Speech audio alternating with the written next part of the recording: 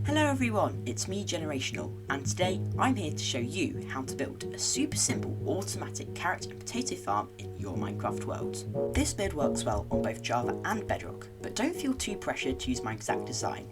The scale and size of the farm doesn't really matter, but so long as you use my key principles, you'll be fine and having a working farm set up in barely any time at all. Quickly like the video, make sure that subscribe button is white, YouTube is racist, and let's get on with the build materials. So as you can see here, we've got some building materials for the main exterior, we've got some water, composters and slabs, a hoe, and then either some potatoes or carrots. I mean, you could use beetroot, but who uses beetroot honestly? No one likes you. We've got some fence gates, hoppers and chests, something to light up the area and some villagers. And with that all sorted, I think it's just about time to start the build. To start with, we're going to make 4 adjacent squares of 7 by 7. In the centre of each of these squares we're going to mine a block, place a water bucket and then a slab in the top half, and then we're going to do a composter and then a single slab on top of the composter just like this. And then we're going to repeat this in all of the squares until they're finished. And once we've done that, you should have something looking a little bit like this. What we're going to do next is fill all of the land inside of the squares we've just made. The next step of the build, we're just going to get up some simple 4 block high walls around the perimeter.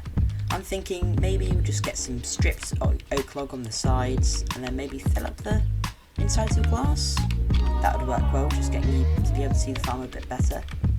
You know me guys, when there's a build, I just can't resist it. For this next part of the build, we're going to create the chambers which some of the villagers are going to be kept in, along with the hopper collection system which is going to collect the crops made from this farm.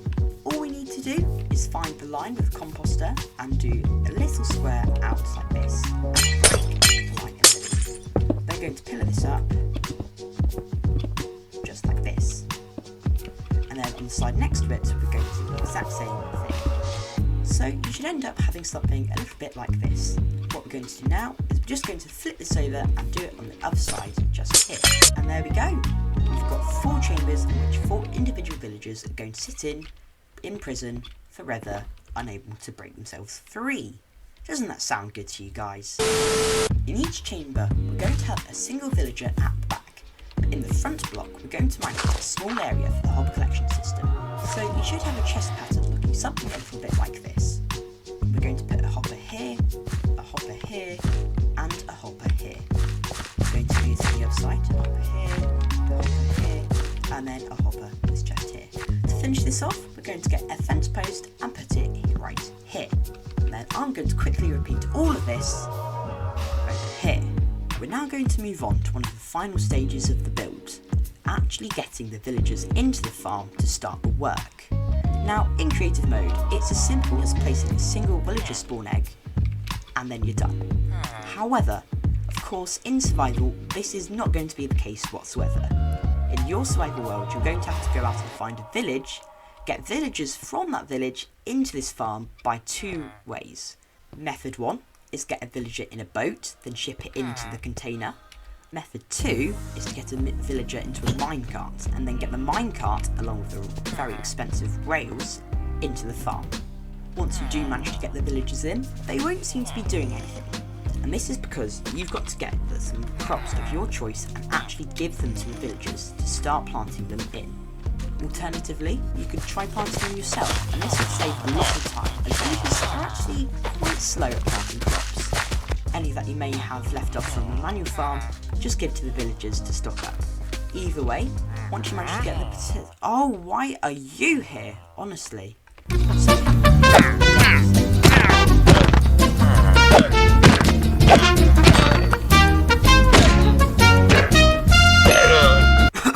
Sorry about that, guys.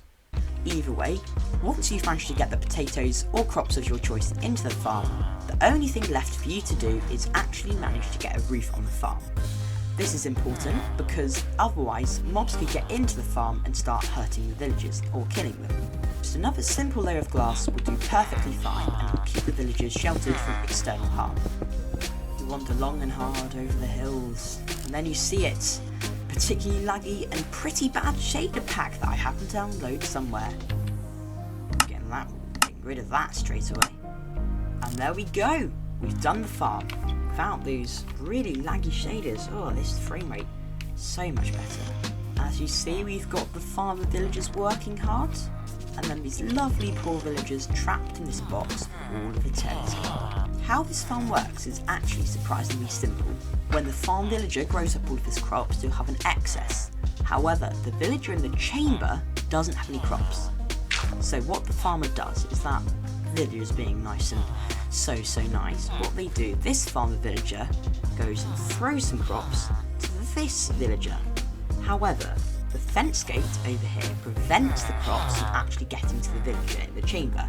Instead, it falls into the hole, into the hopper. And this hopper collects up the goods and they end up in the chests at the bottom. One must note that this farm does not harm the villagers in any way.